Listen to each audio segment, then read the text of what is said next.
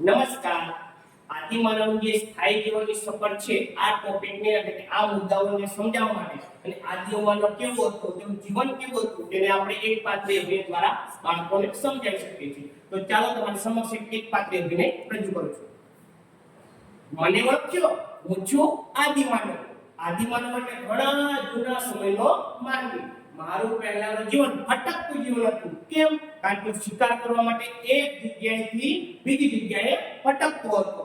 શિકાર કરવા માટે અને બીજા અલગ અલગ પ્રવૃત્તિઓ માટે હું એક જગ્યાએથી બીજી જગ્યાએ ભટકતો હતો. મારા જે હથિયારો છે, ઓજારો છે, તે લાકડાના, પથ્થરના અને હાડકાના બનેલા હતા.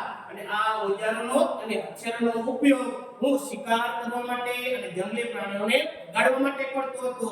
બીજું એ કે તમને પ્રશ્ન થશે કે હું શેનો શિકાર કરતો હતો?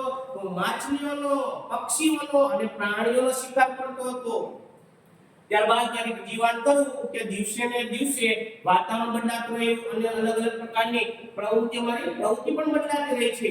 પહેલાની વાત કરું કે મેં એક મહત્વની ક્રાંતિકારી શોધ કરી હતી અને આ ક્રાંતિકારી મારી શોધ હતી અગ્નિની શોધ, જેના દ્વારા આ અગ્નિનો ઉપયોગ મેં માંસ શેકવા માટે, જંગલી પ્રાણીથી બચવા માટે અને રાત્રિ પ્રકાશ માટે કરતા હતા. મારી એક મહત્વની શોધ કહું તો તે ચક્ર, જેને તમે પૈડા તરીકે ઓળખો છો, તે ચક્રની શોધ અમે આદિમાનવે કરેલી છે.